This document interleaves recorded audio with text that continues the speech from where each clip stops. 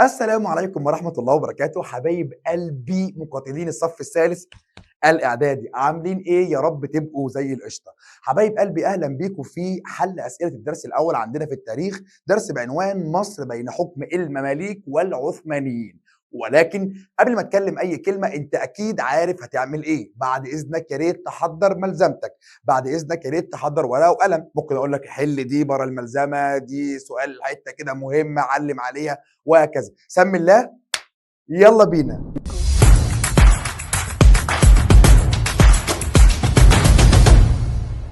الدرس الاول معايا يا باشا وبعنوان مصر بين حكم المماليك والعثمانيين. تعال نشوف كده السؤال الاول بيقول ايه. اختر الاجابه الصحيحه. عانت الدوله المملوكيه من ازماتها الاقتصاديه مع انهيار نشاط نقط. طبعا هيكون النشاط التجاري. ليه بقى؟ بسبب اكتشاف البرتغاليين طريق راس الرجاء الصالح، فالتجار مش بيعدوا على مصر، بيعدوا على طريق راس الرجاء الصالح. طيب تعال نكمل. تحطم الاسطول المملوكي عام 1509 في معركه نقط. طبعا معركه يا جماعه ديو البحريه. طيب بعد كده تمكن سليم الاول من اساتذه الصفويين معركه جلدران ودخول عاصمتهم اللي كان اسمها تبريز. طيب نطلع شويه فوق. انتصر العثمانيين على المماليك عام 1516 في معركة نقط. 1516 ده يا باشا المعركة الأولى اللي هي معركة مرج ضابق. فين؟ أهي. قلت لك في الشرح في تواريخ مهمة وتواريخ مش مهمة، لكن التاريخ ده كان تاريخ مهم. طيب 4. أصبحت مصر ولاية عثمانية عام 1517 عقب معركة نقط. طبعا مصر تبقى معركة الريدانية. تعال نكمل كده. اصبح نقط الحكم الفعلي لمصر عام 1768. ده على طول وانت مغمض علي بيك الكبير. طيب 6. كانت الاراضي الزراعيه بمصر اثناء الحكم العثماني ملكا لنقط. فلاحين، سلطان عثماني، مماليك، ملتزمين. طبعا كانت ملك السلطان العثماني اللي هو والفلاح بيزرعها عن طريق حق الانتفاع. كان الفلاح المصري يزرع الارض في عهد العثماني عن طريق، ده انا قلت السؤال، عن طريق طبعا حق الانتفاع. تعال نشوف الدنيا مخبيه لنا ايه صح او خطا مع التصويب. تعرض دوله المماليك للتدهور الاقتصادي نتيجه اكتشاف طريق راس الرجاء الصالح. طبعا الاجابه صح. طيب 2. انتهى الصدام بين الدولتين الصفويه والعثمانيه بهزيمه سليم الاول. طبعا خطا، بانتصار سليم الاول. 3. تجنب سليم الاول الصدام مع الدول الاوروبيه. طبعا صح، لان هو ادرك ان الطريق محفوف بالمخاطر يا باشا بسبب تفوقهم عليه عسكريا وحضاريا واقتصاديا. طيب 4. هزمت جيوش تومان باي في موقعة مرج ضابق امام العثمانيين. طبعا خطأ. خلي بالك هنا بيشوف انت عارف اسم القائد ولا لا.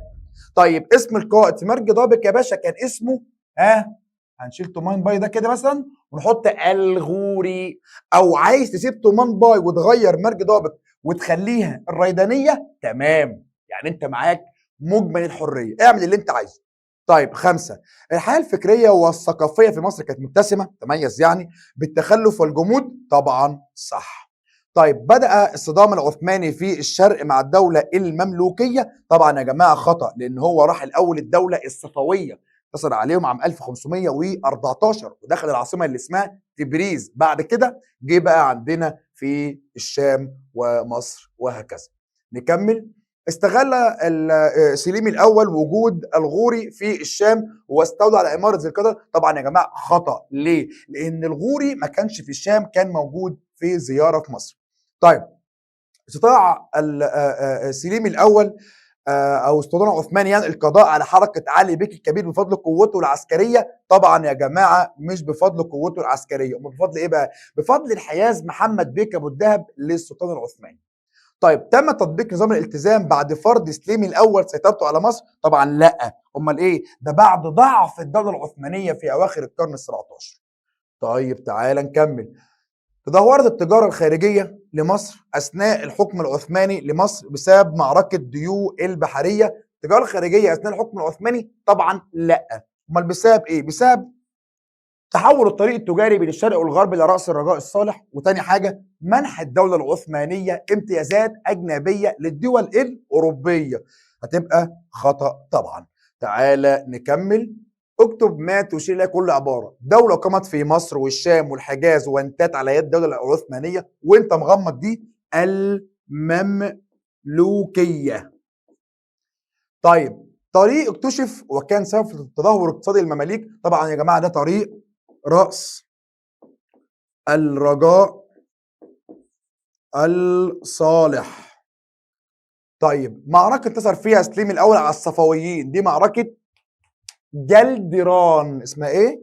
معركة جلدران.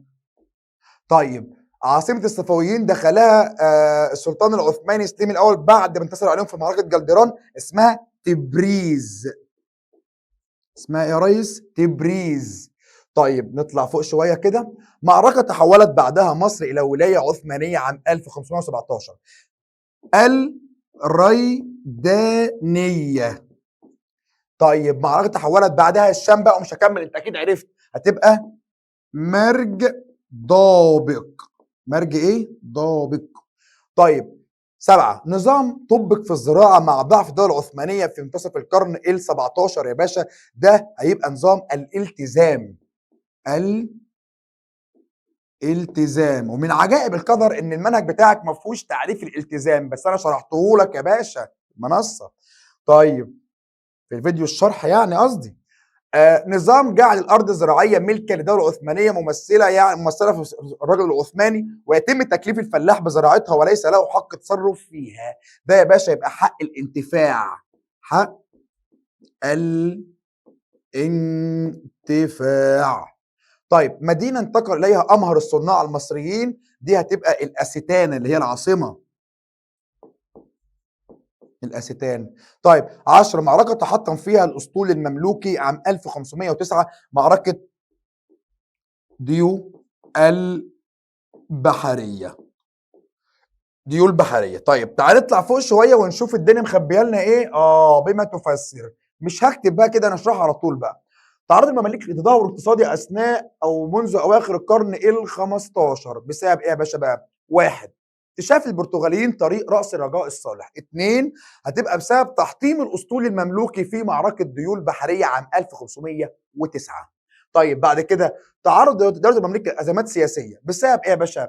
1 اضطراب الامن. 2 الصراع المستمر بين المماليك انفسهم على السلطة. 3 كثرة الفتن والثورات الداخلية. بعد كده رغبة سليم الأول في الاستيلاء على أرض الدولة المملوكية. ليه بقى؟ لأنه أدرك صعوبة الصدام مع الدول الأوروبية بسبب تفوقهم عليه حضاريا وعسكريا واقتصاديا.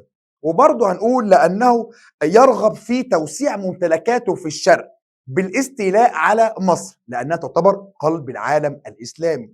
طيب أصبحت مصر ولاية عثمانية، او بصيغه اخرى انتقال خلافه العالم الاسلامي الدينيه والسياسيه للدوله العثمانيه بسبب هزيمه المماليك في معركه الريدانيه. بسبب ايه؟ هزيمه المماليك في معركه الريدانيه.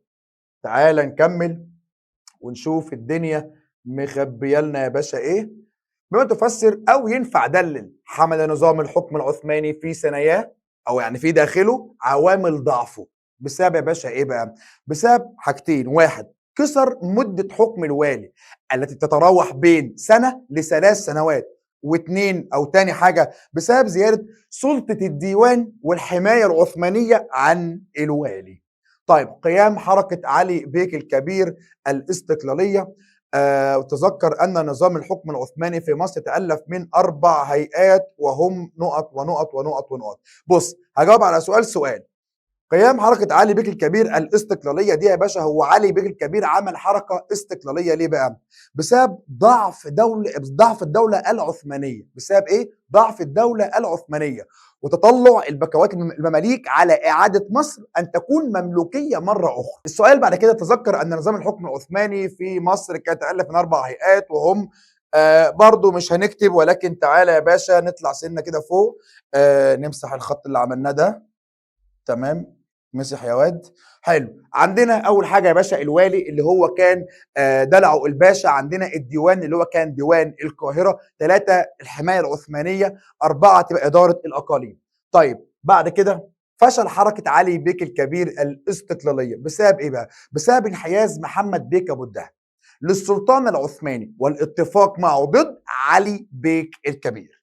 طيب بما تفسر تدهور احوال المجتمع الريفي اثناء حكم العثمانيين، او بصيغه اخرى معاناه الفلاح المصري اثناء الحكم العثماني، او تدهور الزراعه في مصر خلال العصر العثماني. بسبب ايه بقى؟ بسبب واحد، زياده معاناه الفلاح من كثره الضرائب المفروضه عليه وتعسف وظلم الملتزمين في جمعها. اتنين، اهمال طبقه الحكام لنظام الري، حفر الترع، اقامه السدود، وهكذا. طيب تعالى نكمل. لا فوق يا باشا. السؤال رقم 9 بيقول بما تفسر تدهور الصناعة في مصر أثناء الحكم العثماني بسبب تدهور الزراعة. 2، إرسال أمهر الحرفيين الصناع إلى الأستانة اللي هي عاصمة الدولة العثمانية، وأصبحت الصناعات في مصر يدوية بسيطة وجمعها رديئة ملهاش أي لازمة. طيب بما تفسر تدهور التجارة الداخلية والخارجية في مصر أثناء الحكم العثماني.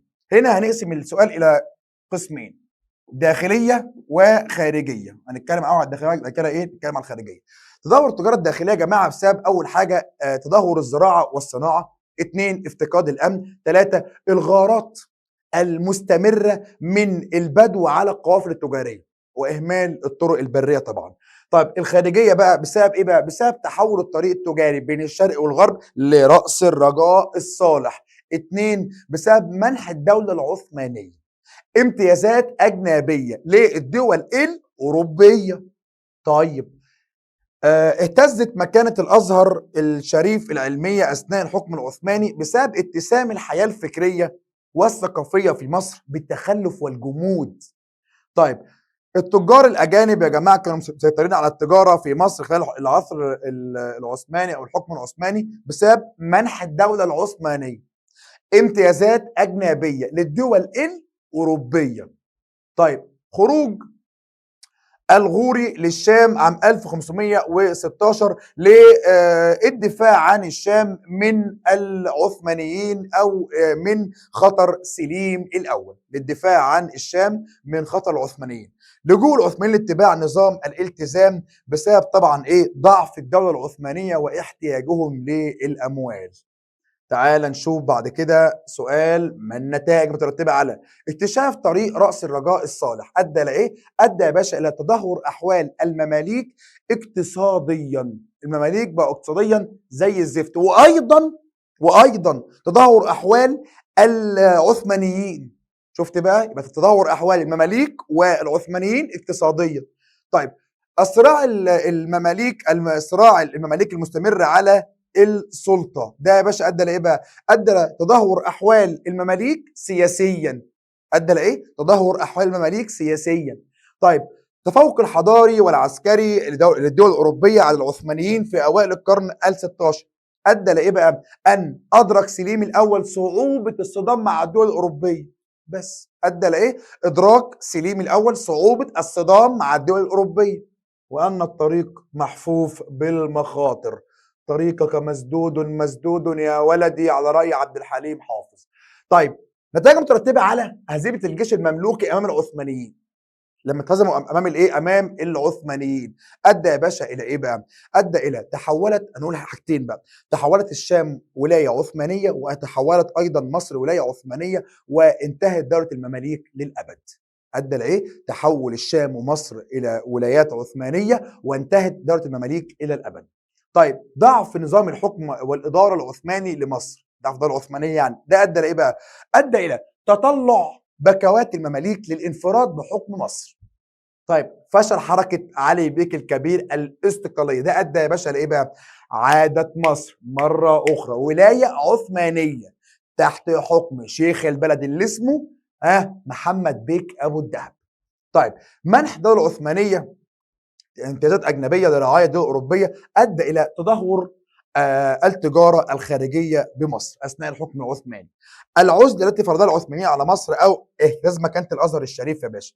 العزلة دي أدت إلى إيه بقى؟ أدت إلى 1، اهتزت مكانة الأزهر الشريف العلمية، وأهمل الناس العلوم العقلية والرياضية والطبيعية، واهتموا فقط بالعلوم الشرعية، الكتاب فقط. ده اول حاجه. 2 تدهورت الحياه الادبيه. 3 انتشر الجهل والدجل والشعوذه والخرافات. طيب خلصت كده معاك بتفسر وما النتائج. انا عايز بقى اسيب لك انت كده ايه، دلل وماذا يحدث، تحلهم مع نفسك يا باشا ايه واجب. دلل وماذا يحدث. بالمناسبه يعني 3/4 اللي احنا هتلاقيه دلوقتي عندك ده يا باشا هتلاقي احنا ايه حليناه فوق، ممكن سؤال سؤالين وهكذا. ما عرفتش تجيبهم هتلاقي طبعا فيديو شرح جوه المنصه يا باشا بنشرح فيه الدروس كلها، هتطلع الاسئله دي بكل سهوله. بس انا عايزك تحل معايا يا باشا برضو انت كتير. بعد اذنك لما تحل صور اجابتك وارفع الصوره دي على جروب الفيسبوك اللي بعنوان مقاتلين مستر احمد خليفه في الدراسات الاجتماعيه، وانا ان شاء الله باذن الله هرد عليك يا اما بكومنت او اعمل لك بوست احل معاك كل الحاجات اللي وقفت قدامك في الواجب. اشوفكم على خير يا جماعه في فيديو جديد، ربنا يوفقكم والسلام عليكم ورحمه الله وبركاته.